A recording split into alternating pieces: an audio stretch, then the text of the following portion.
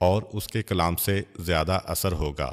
یہ بات ان کی سمجھ میں آ گئی، چنانچہ باقاعدہ خط لکھا گیا، ایک وفد گیا اور ایران کے ان داستاں گو لوگوں کو دعوت دے کے لایا گیا۔ خانہ کعبہ کے چاروں طرف حرم کے علاقے میں باقاعدہ ان کے لیے ایک جگہ مخصوص کی گئی، اور یہ لوگ جب آئے تو اپنے ساتھ ایران کی رقاصاؤں اور ایران کی گلوکاروں کو بھی لے کر آئے۔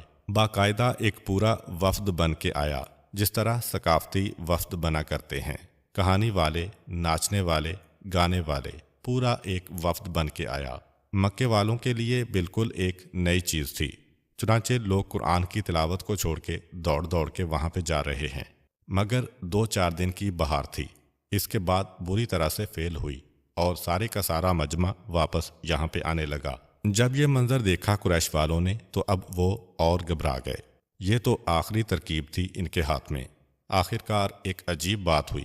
ایک آدمی نے آگے بڑھ کے پیشکش کی کہ میں پیسے دیتا ہوں، ایسا کرو کہ یہ جتنے لوگ پیغمبر کے قریب بیٹھ کے قرآن سنتے ہیں، ایک ایک کنیز گانے والی اور ناچنے والی ایک ایک آدمی کے پیچھے لگا دو، اس کے پیسے میں دیتا ہوں۔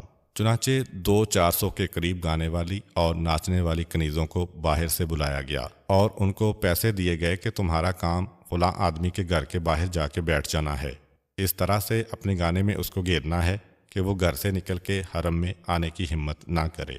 قرآن کریم کی سورہ لقمان کی 6 آیت میں اس بات کا ذکر یوں ملتا ہے، اور انسانوں میں کچھ ایسے بھی ہیں جو بیہودہ کلام خریدتے ہیں تاکہ نادانی میں لوگوں کو راہ خدا سے گمراہ کریں اور اس راہ کا مذاق اڑائیں، ایسے لوگوں کے لیے ذلت میں ڈالنے والا عذاب ہوگا۔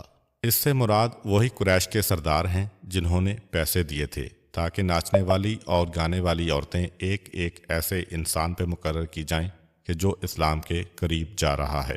تو یہ قریش نے چوتھا منصوبہ بنایا کہ جب دیکھا کہ قصے کہانی سے کام نہیں چلا تو ایک ایک ایسے آدمی کہ جو اسلام کے قریب آ سکتے ہیں کہ سروں پر ایک ایک عورت کو مقرر کر دیا گیا، مگر یہ سکیم بھی ناکام ہو گئی اور اسلام پھیلتا چلا گیا۔ ہر طرف سے ناکامی کے بعد قریش نے سوچا کہ اب اسی قرآن میں مسلمانوں کو چکرا دو۔ خود قرآن کی 2 آیتیں بتا رہی ہیں کہ قریش نے کیا طریقہ اختیار کیا۔ سورہ شورا میں ارشاد ہو رہا ہے، ان لوگوں کا طریقہ یہ بن گیا ہے کہ یہ مسلمانوں کو گھیر کے بیٹھ جاتے ہیں اور فضول قسم کی بحث شروع کر دیتے ہیں آیات قرآنی پر۔ اب یہ مسلمان جو دائرہ اسلامی میں آئے ہیں، نہ کوئی بہت بڑے عالم ہیں، نہ قرآن کے ماہر ہیں، نہ عربی زبان کے ماہر ہیں، ان میں تو کچھ ایسے ہیں جو عجمی ہیں، مگر ان کو گھیر کے بیٹھ جانا اور قرآن کی وہ آیتیں جو ساری دنیا میں انقلاب لا رہی ہیں،